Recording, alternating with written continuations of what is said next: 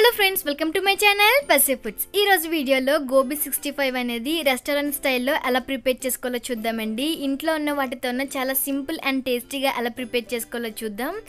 Non veg అంటే ఇష్టపడే వాళ్ళు కాదండి, వెజ్ అంటే కూడా ఇష్టపడే వాళ్ళు చాలా మంది ఉంటారు కదా. సో ఎప్పుడైనా ఏదైనా ఫంక్షన్స్ అయినప్పుడు కానీ ఈవినింగ్ పూట తినాలి అనుకున్నప్పుడు కూడా ఇలా సింపుల్గా తయారు చేసి చూడండి, చాలా బాగుంటుంది. సో దానికోసం ఇక్కడ నేను 300 గ్రామ్స్ వరకు కాలీఫ్లవర్ అనేది తీసుకుంటున్నాను. ఇక్కడ చూపించిన విధంగా ఈ సైజులో ముక్కలు అనేవి కట్ చేసుకుంటే గోబీ 65కి పర్ఫెక్ట్గా ఉంటుందండి. మరీ పెద్దవిగా కట్ చేసుకున్నా సరే తినడానికి కూడా బాగుండదు. అలానే చిన్నగా కట్ చేసినా సరే ఉడికించేటప్పుడు విరిగిపోతాయి అన్నమాట. సో ఈ సైజులో కట్ చేసుకుంటే బాగుంటుంది. ఈలోపు వేరొక గిన్నెలో వాటర్ అనేది బాగా మరిగించుకుంటున్నాను. వాటర్ అనేది బాగా మరిగిన తర్వాత 1/2 టీ స్పూన్ పసుపు, 1/2 టీ స్పూన్ సాల్ట్ కూడా వేసి ఎసరు అనేది బాగా మరిగేంత వరకు ఉన్న తర్వాత ముందుగా క్లీన్ చేసి పెట్టుకున్నటువంటి కాలీఫ్లవర్ అనేది వేస్తున్నాను.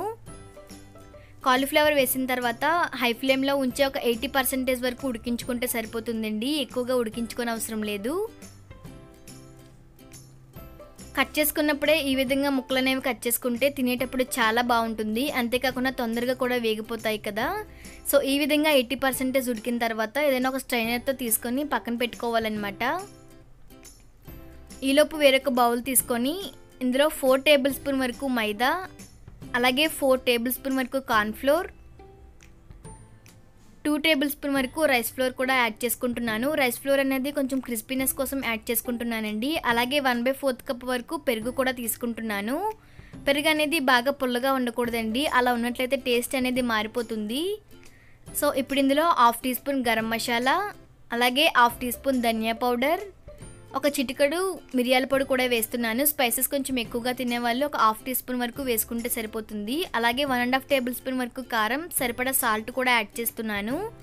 సాల్ట్ అనేది కొంచెం చూసుకొని యాడ్ చేసుకోవాలండి, ఎందుకంటే ఇందాక కాలీఫ్లవర్ అనేది ఉడికించేటప్పుడు కొద్దిగా యాడ్ చేసుకున్నాం కాబట్టి కొద్దిగా వాటర్ యాడ్ చేస్తూ ఇక్కడ చూపించిన విధంగా ఎక్కడ కూడా ఉండలు లేకుండా ఈ పాటి మిశ్రమం అనేది కలుపుకుంటే సరిపోతుంది.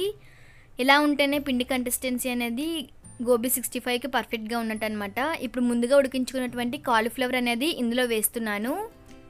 ఎక్కడ కూడా విరగకుండా స్పూన్తో ఇక్కడ చూపించిన విధంగా ముక్కలకి పిండి అనేది బాగా పట్టే విధంగా కలుపుకోవాలి. చూసారు కదా, ఈ విధంగా మొత్తం కూడా బాగా పట్టేంత వరకు కలుపుకుంటే కనుక వేయించేటప్పుడు పర్ఫెక్ట్గా ఉంటుంది. ఇప్పుడు వీటిని ఫ్రై చేసుకోవాలండి. సో దానికోసం స్టవ్ ఆన్ చేసుకొని ఆయిల్ అనేది బాగా హీట్ చేసుకున్నాను. ఆయిల్ బాగా హీట్ అయిన తర్వాత మాత్రమే ఇక్కడ చూపించిన విధంగా ఒక్కొక్క గోబీ 65 అనేది వేయించుకోవాలన్నమాట. ఇవి వేసిన తర్వాత మీడియం టు లో ఫ్లేమ్లోనే వేయించుకోవాలండి. హై ఫ్లేమ్లో పెడితే కనుక మాడిపోతుంది. ఎందుకంటే క్యాబేజీ అనేది ఆల్రెడీ 80% వరకు ఉడికింది కాబట్టి ఎక్కువగా ఉడకనవసరం లేదు. ఇక్కడ నాకు 5 to 10 మినిట్స్ పట్టిందండి ఇవి వేగడానికి. సో ఈ విధంగా ఈ కలర్ వచ్చేంత వరకు వేయించుకుంటే గోబీ 65 అనేది పర్ఫెక్ట్గా ఉన్నట్టు. ఏదైనా ఒక స్ట్రైనర్తో తీసుకొని టిష్యూ పేపర్లో కానీ లేదంటే ఏదైనా బౌల్లోకి ట్రాన్స్ఫర్ చేసుకొని వేడివేడిగా వడ్డించుకుంటే కనుక గోబీ 65 అనేది రెడీ అయిపోతుంది.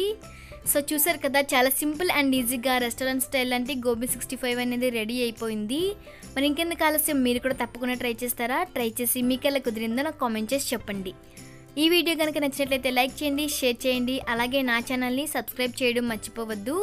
మీకు ఇష్టమైతే కనుక పైనుంచి కొంచెం కరివేపాకు అనేది కొంచెం వేయించుకొని పైనుంచి వేసుకున్నట్లయితే కనుక తినేటప్పుడు చాలా బాగుంటుందండి. సో ఇష్టమైన వాళ్ళు కంపల్సరీ ట్రై చేసి